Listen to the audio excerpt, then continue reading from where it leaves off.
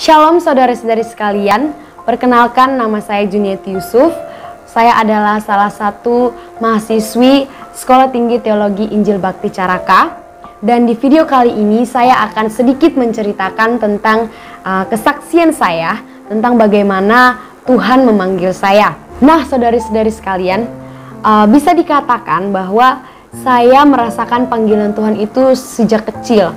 Bisa dilihat ketika sejak saya masih sekolah minggu, saya itu sangat senang mengikuti lomba-lomba seperti lomba-lomba Alkitab, lomba-lomba bercerita tentang Alkitab. Saya sangat senang juga ketika saya melayani di gereja, dan juga ketika saya beranjak dewasa, ketika saya SMP, saya sudah mulai diberikan pelayanan seperti saya memimpin pujian di gereja. Bahkan saya juga sempat diberikan pelayanan untuk menyampaikan renungan firman Tuhan secara singkat di ibadah pemuda, bahkan di ibadah rumah tangga.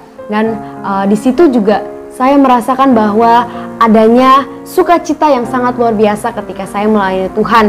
Dan tidak hanya itu, saya juga merasa sangat senang ketika melihat gembala atau majelis gereja yang menyampaikan khotbah di depan, dan saya sering ketika melihat mereka menyampaikan firman Tuhan, saya sering berpikir bahwa suatu saat nanti saya ingin sekali menjadi seperti mereka.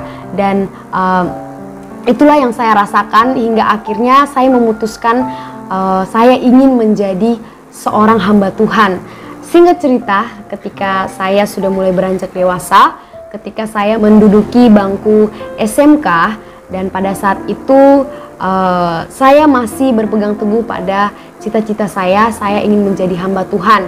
Dan mungkin sedikit diselingi ya dengan cita-cita kedua saya ingin menjadi seorang guru.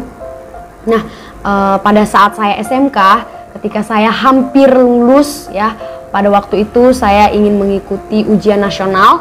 Pada saat itu ya bisa dikatakan bahwa tentunya kan kita berpikir kemana saya akan melanjutkan perkuliahan saya, begitu. Nah pada saat itu saya ada kakak tingkat yang sudah lulus dari sekolah SMK tempat saya bersekolah, dan mereka lulus berkuliah di China.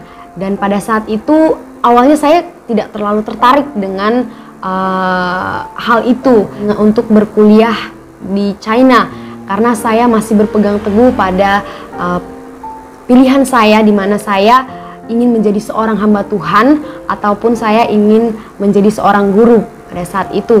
Nah, singkat cerita, ketika di kelas guru yang mengajar kami, guru tersebut memberikan pencerahan mengenai China tersebut, karena guru kami itu cukup dekat dengan kakak tingkat saya.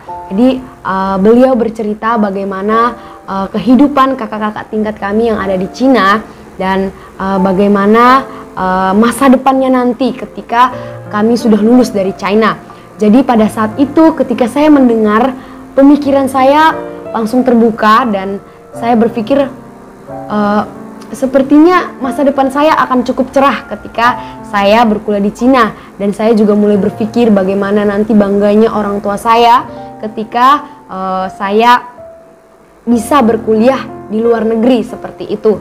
Nah, singkat cerita, akhirnya saya memutuskan untuk berkuliah di Cina. Saya meninggalkan pendirian saya untuk menjadi seorang hamba Tuhan, dan saya memutuskan untuk berkuliah di Cina, melanjutkan perkuliahan saya di jurusan Chinese Medicine pada saat itu, karena ketika SMK itu saya lulus dari jurusan farmasi. Jadi saya berpikir bahwa sangat disayangkan kalau saya tidak melanjutkan perkuliahan saya di kesehatan. Akhirnya saya mengambil Chinese Medicine pada saat itu.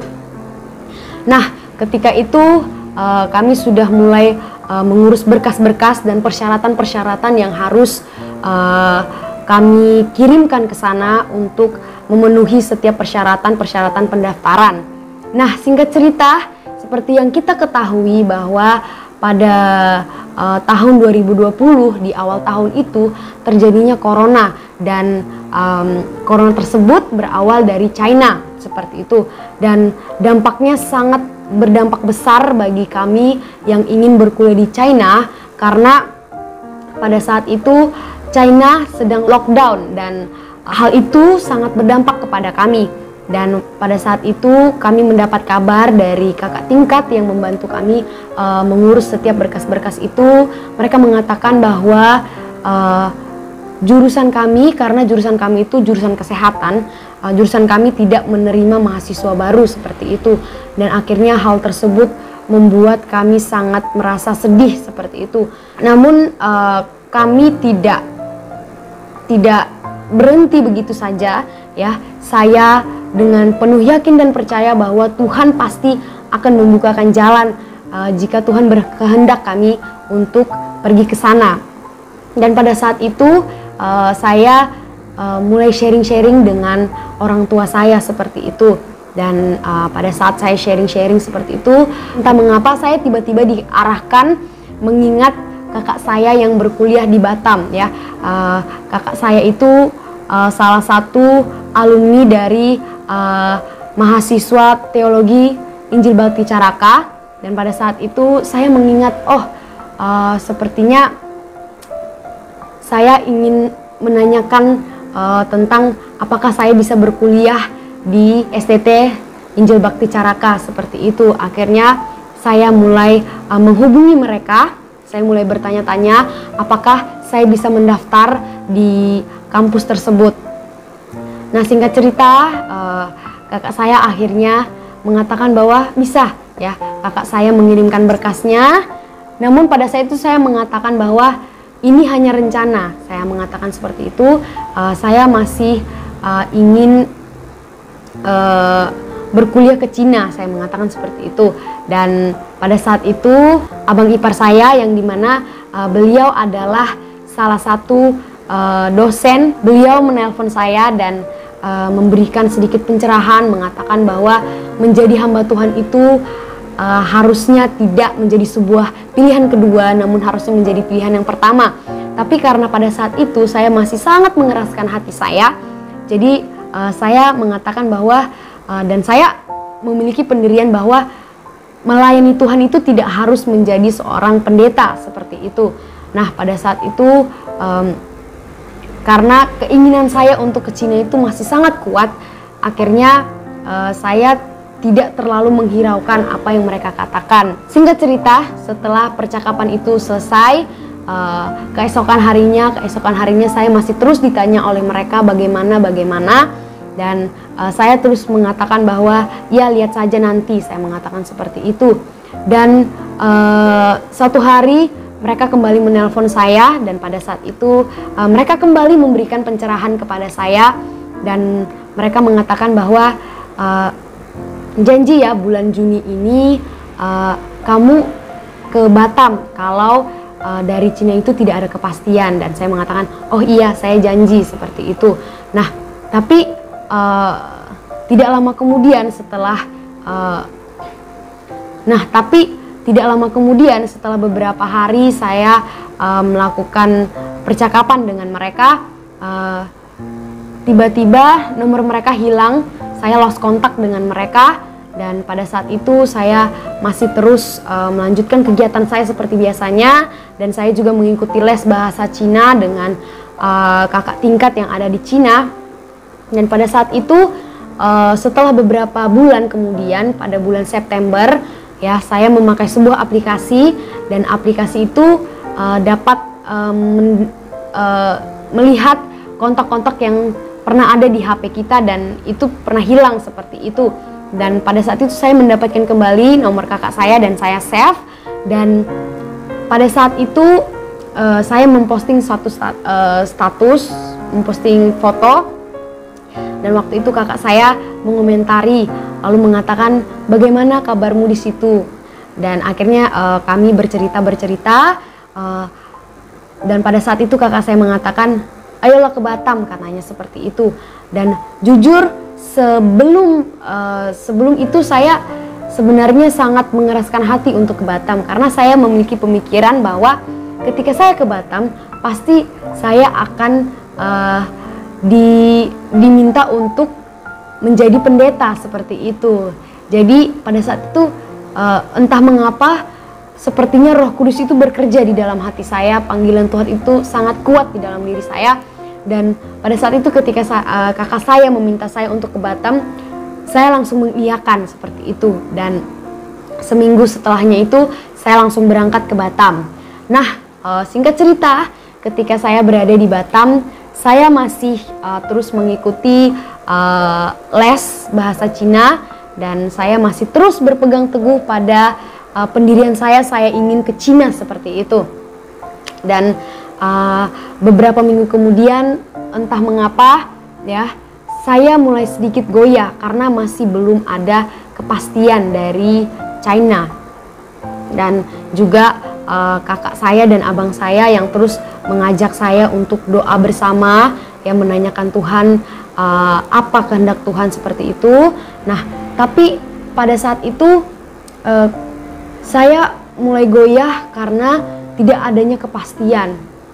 Dan pada saat itu saya menanyakan kepada kakak tingkat yang membantu kami untuk mengurus berkas-berkas pendaftaran di China, dan katanya itu belum ada kepastian seperti itu. Jadi karena tidak adanya kepastian, saya merasa cukup ragu gitu. Saya takut bahwa nanti saya tidak dapat kuliah seperti itu. Akhirnya setelah saya memikirkan lagi, akhirnya saya mengatakan bahwa sebaiknya saya masuk ke IBC saja seperti itu. Dan setelah itu saya memutuskan untuk IBC. Saya dibawa untuk melihat-lihat IBC itu. Saya cukup tertarik seperti itu. Saya melihat keadaan di IBC, saya cukup suka.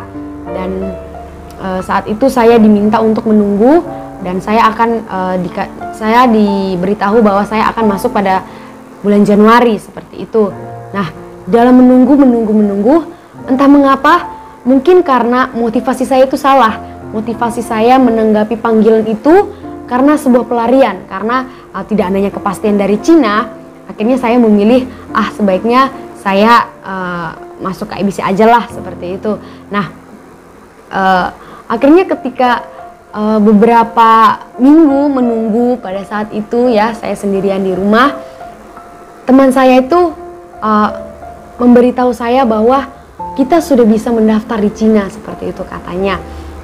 Dan pada saat saya mendengar hal tersebut, hati saya langsung mengatakan, Tuhan, inikah yang Engkau mau? Engkau sudah membukakan jalan untuk saya, berarti Tuhan mau dong saya untuk ke Cina seperti itu.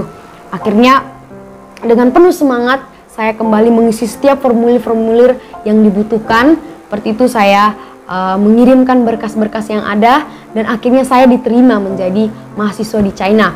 Nah, singkat cerita, saya akhirnya mengikuti pembelajaran melalui online. Ya, pada saat itu kami mengikuti pelajaran bahasa Cina itu melalui online.